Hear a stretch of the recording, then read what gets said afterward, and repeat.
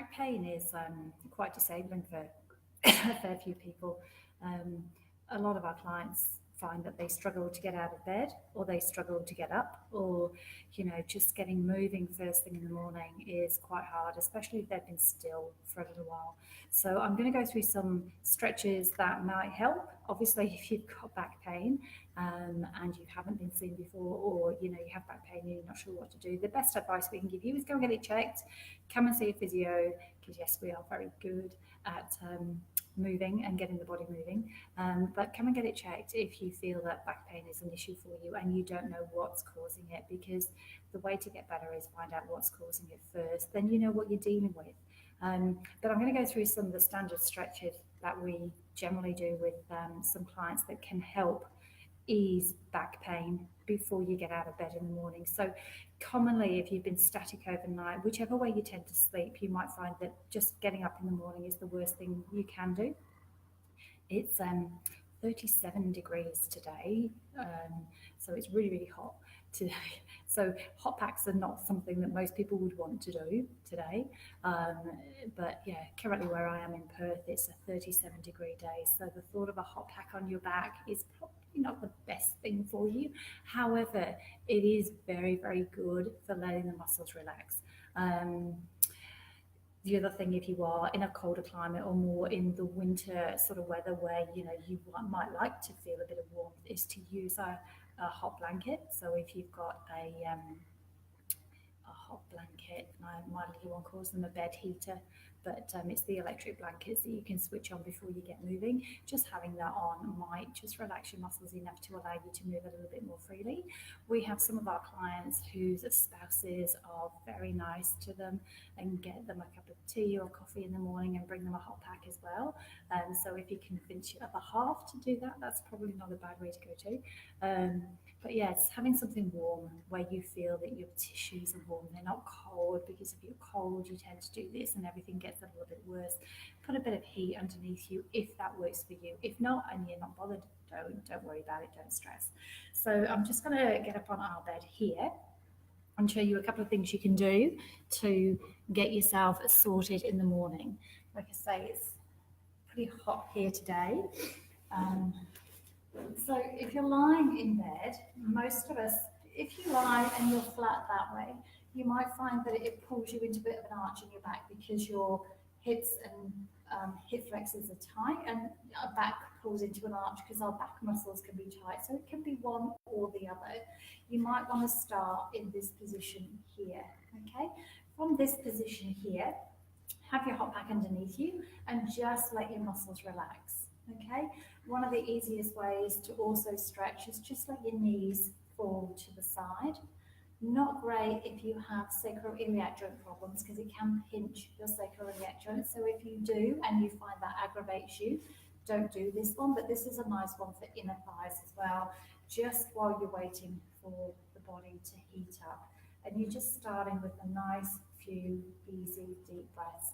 So this section, this bit here, is optional. If you like it, great, because it will ease up through your inner thighs, and obviously your arms out gives you your pecs. If you don't like it, you miss this section out. And if you do like it and you want to finish on this, that's great too. So we're going to start with knees coming together. And the easiest thing, if I just tuck this mic under here, the easiest one to do is just gently starting to bring knees to chest. And I would just do one at a time and hold, and then relax, and then do the other side and hold. Okay, so what you're getting is these muscles under the back here, if they are tight, they pull you that way on, and you want them to lengthen out. So you want the muscles here to be relaxed, the muscles here to be relaxed. And then when you're bringing your knee to your chest, you're stretching into that little bit of a curve, okay? Some nice, easy stretches. If you're happy and you want to do it with that leg out, you can obviously do it leg out as well. But I would definitely start with single leg, change, single leg. And then if you're comfortable doing leg down, single leg, bring that leg up, and then slide the other one down. So again, you're protecting your back as much as possible. And in terms of stretches, you're looking at holding them for maybe 10, 20, 30 seconds, whatever is comfortable for you, okay? If you're just quickly going through it like this and doing one and then the other, you don't actually give the tissues a chance to adjust. You want the tissues to soften and adjust, okay? The second exercise I would do is just gently bringing your knees side to side, okay? Again, as you take your knees away, you're stretching down through not only the lats, but the obliques and your ITB bands. And then you're using your tummy to help you backwards and taking the knees. Use your belly to help you come back. I'll show you on the other side. If you get there and you'll find you're arching, you're pinching again. So you don't want to go so far that you feel that you're coming into an arch. You just want to go so far that you feel that you get a stretch and use your tummy rather than your back to come back. All right, so we've done knees and then we've done knees side to side, okay? I would then bring your two knees to your chest if you can, and you're just going to gently use your knees to circle. Okay, what's happening here is that as you pull the hips to your knees to chest, you're allowing the hip to act as a bit of a massage. So as you're coming here, you're getting a little bit of compression on your spine. So as you come in and around,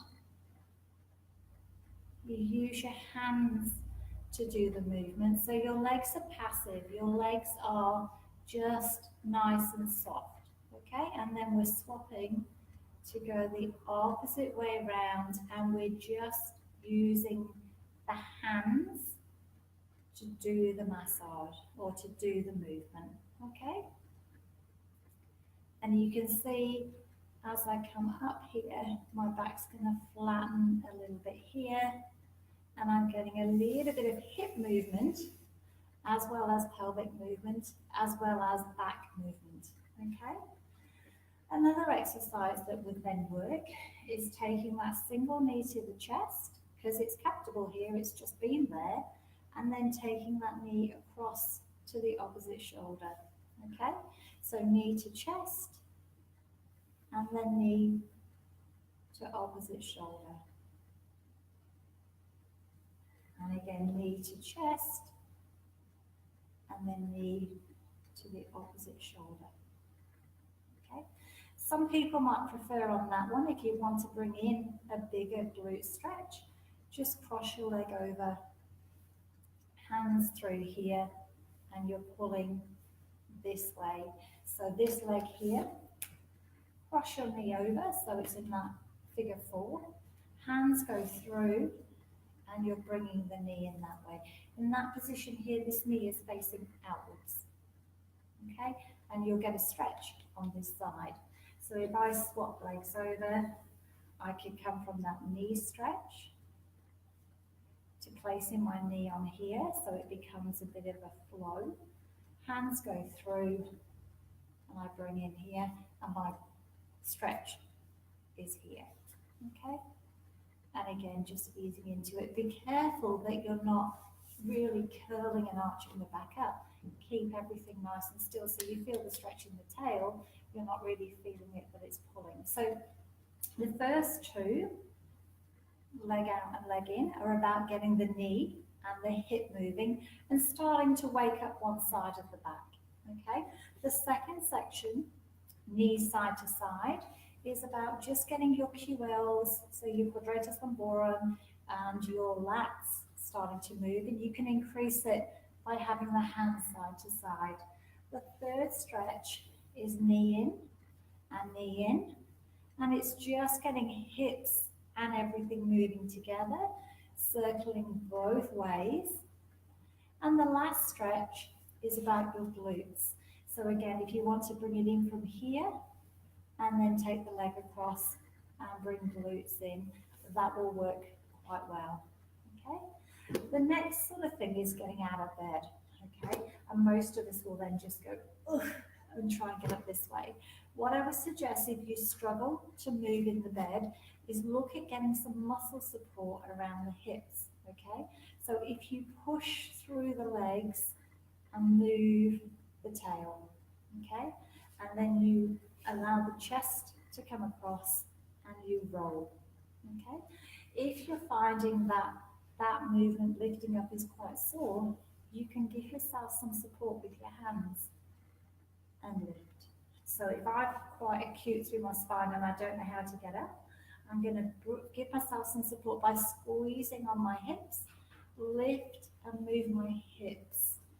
Then I'll wriggle my feet across, and wriggle my upper back across, and then I'm going to roll on my side. Okay, from here, I'm going to push with this elbow that's closest to the bed, and I'm going to push with this hand.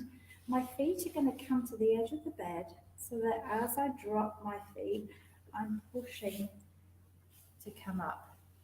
Coming down is the same. We slide the hand down, we put the hand on here, and we're lowering down to the elbow. As we come down, the feet come up onto the bed. Okay, that is the kindest, easiest way to get yourself in and out of bed if you have pain. Okay, legs and elbows and arms help you, and your back stays still.